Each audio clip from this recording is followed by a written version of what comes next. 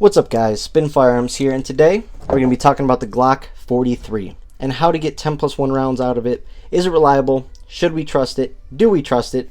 And how it's actually been running for me so far. But before we get started, hit the like button, drop a comment down below, subscribe. I bust my butt to make these videos for you guys, and your support means a lot, so I'd really appreciate that. Anyways, I would consider myself someone who does not discriminate against firearms. You see, I carry literally everything.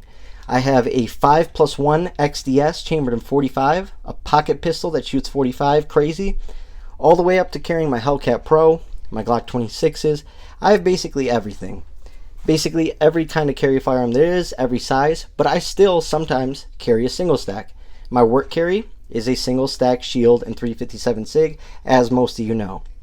For instance, I love the CZ P10M. And it's just something about the overall feel of the firearm and its shootability and how small it is.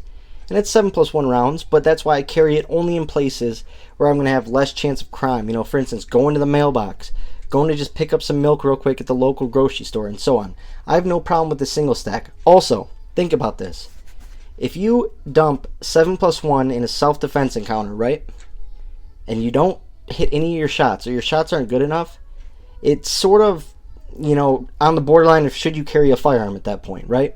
So that's why I don't have an issue carrying, once again, this is Ruger EC9S 7+1. You can also get the 8-round mag and the 9-round mag. This right here is a Performance Center 40 7+1, a 40 out of a single stack, super light. A lot of people get afraid of the recoil. This one is ported, and a great overall shooter. Last but not least, the Glock 43. It's been 100% reliable for me. My other 43s I've had in the past and got rid of were also reliable for me. They're really good shooters for what they are. They've been tested over the, how many years it's been out. It's been a popular carry firearm for a lot of people, and I know a lot of people still carry single stacks. But once again, nowadays there's a lot of pressure when you see stuff like the X Macro come out and the Hellcat with their 17-round mag that fits in the original OG Hellcat. You feel a little pressure like, hey, should I, get more rounds in my firearm, and so on. And then you got the Glock 43X, right? Originally, it's a single stack, but once again, with Shield Arms mags, they made it 15+1 versus the 10+1 it was originally set up for with the OEM mags.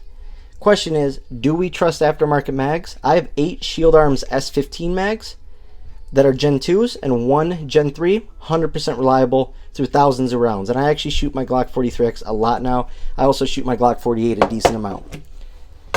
But then we had the Z9 mags, right? The Z9 mags came to about, here, and were 9 rounds. So you're getting 10 rounds in a Glock 43. This is the Z9+1, as you can see right there on that base plate. And it locks back fine, right? Locks back on the last shot every time so far, but it's been only 2 weeks. And my problems with the Z9 mags happened around 4 weeks. Now what I would do is, when I'd leave the range, I would fill up my mags with snap caps, and I would just let them sit there because I don't trust them yet, and so on. So I would just let them sit there, and I'd come back 4 weeks later, and the slide no longer locks back. And you're going to say that's not a big deal if the slide doesn't lock back and so on, but in my opinion, that's a malfunction. The firearm was made to work a certain way, and so if it's not working in even one little way that might not affect anything, still, it's a malfunction to me.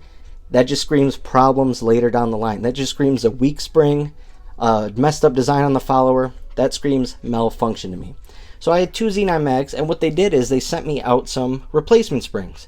Because I told them, I'm like, I can't be running magazines that don't run. I'm like, why do your S15s work so well, but both of my Z9s, they don't. They sent me replacement springs. I installed them, and at about the same exact point, around 4 weeks, 5 weeks, no longer locking back. And that was absolutely crazy. I thought they had the fix down. If you're going to be sending out springs to people, at least have the fix right. And when I inspected the springs, they were actually the same exact springs, same material, same amount of coils, right? And so what I realized quickly is that they're not going to work, and they didn't. So what we're going to be testing, I'm going to make an updated video here in about 4 or 5 weeks, but the Z9+1 mags.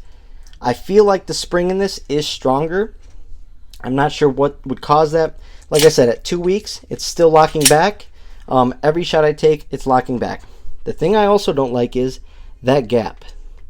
It's a little wobbly, and I wonder how well it's going to run in the future. I just don't like that gap. I don't like how wobbly it is. I know a lot of magazines are like that, unless you load them, but this one has a much bigger gap than you'd expect, but it is what it is. Also, my P80 Glock 43, same thing, massive gap.